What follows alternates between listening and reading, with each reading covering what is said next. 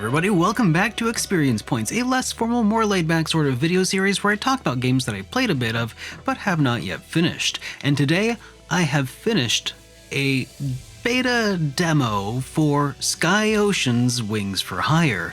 This is a game that feels to me a little bit incomplete because, well, that's what it is. It's a demo. It's an indie RPG that appears to be inspired by Skies of Arcadia.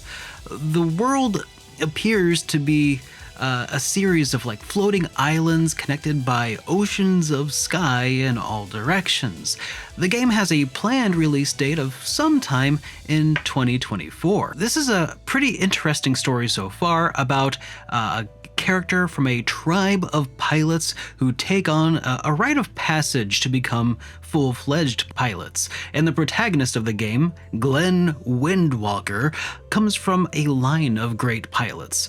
Unfortunately, his father apparently didn't come back from the last expedition with his mother, and several other pilots were lost in the process. Now it's been a few years later, and Glenn is trying to become a pilot along with 3 of his friends. However, it isn't long before things go really off the rails and life takes Glenn in an unexpected direction. So I'd like to talk about the good and the rough, starting with the good. So far, this game has a really fun battle system. Each of the pilots that you get to take control of during this have some really unique abilities, which are fun. You can cast various kinds of magics that can either stun an enemy with lightning or freeze them with ice. You can take evasive maneuvers in the skies, or use items, or attack, or use those special attacks I was just talking about. And you can also see in advance who is targeting which of your party members, so you know more easily who should be taking those evasive maneuvers. And so far, all of the combat within the game has taken place in the sky and dogfight sort of encounters. Nothing hand-to-hand yet, although I think that would be pretty cool, but I'm not sure if that's actually a planned feature or not. Everything seems to indicate that it's going to be a lot of these turn-based dogfight kind of encounters, which is still pretty cool. Now, it also visually has a very GameCube style sort of aesthetic that, in my eye, looks a little bit closer to Legend of Zelda The Wind Waker than Skies of Arcadia.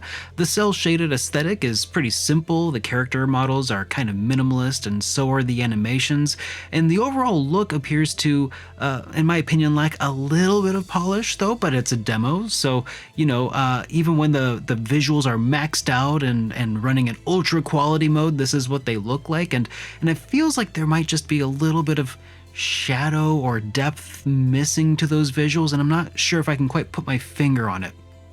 Some of the scenes feel like the characters should be facing each other and emoting a little bit more. Sometimes it's kind of hard to tell which character is talking when it's a group of characters, so perhaps maybe some sort of generic arm moving kind of emotions or some sort of animations like that when characters are talking would be useful, but again, this is still early on and it's still just a demo. And it looks like the world is pretty well crafted, at least from like a storytelling perspective. The story that's told so far informs that the world that Glenn is growing up in is just really interesting. At one point, there's some sort of crystal in the center of town that gets cracked and people get kind of upset. So it hasn't really been explained what that crystal is though, so it feels like there could be a bit more fleshed out, a bit more time spent telling us about this world and introducing us to the characters and getting the player invested in this world.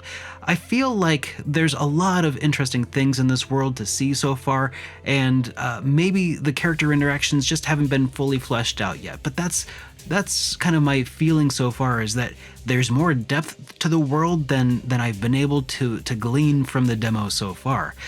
But one of the other outstanding things in this game is the music. It just is absolutely beautiful, and I think if all goes according to plan, you should be hearing it right now, and it's wonderful. There are some rough points though that I'd like to point out, and these things should be addressed by the developer before this game actually goes gold. Some of the cutscenes, for instance, cannot be skipped. There are some that you can, but in particular there's this one right before the climax of the demo where there is a particularly long cutscene that has some automatically advancing dialogue, and the text just cannot be skipped. In this particular one though, because it happens shortly before a boss fight of sorts, if you lose to that boss fight, you get kind of put back right before the cutscene starts, so you have to like start the cutscene, walk off and get yourself a snack or something and come back. But what made this especially noticeable for me was that that boss fight is also bugged. Bugs happen, but this one was kind of exacerbated the problem with that cutscene. In this boss fight, if you lose to that boss, your companion for that fight remains at 0 hit points even after reloading the checkpoint or reloading the save file. So I actually had to quit out of the game and reload the game in order to get their HP and skills reset back to their default values. Now, I think that should be pretty easy to fix, and I think this section of the demo could also use a little bit more of a rebalance. I was playing on normal mode, but Glenn was also getting one-shot by enemies at the start of combat, which prevented him from getting any sort of experience points, leading him into said boss fight, which made him kind of an even squishier target than before. Now, kind of wanted to loop back around to this text advancing automatically thing, because if there were accompanying voice acting, that would be fine, I guess, but there isn't, at least not yet. I don't know if there are plans to have voice acting or not. So to catch everything, your eyes have to be on the text box at the bottom of the screen rather than watching the character interactions on screen. So while interesting things are happening on screen during the cutscenes, you can't really see them because you're trying to keep your eye on the text boxes so you can read what they're saying. So you kind of miss out on some of the cinematic aspects of said cutscene.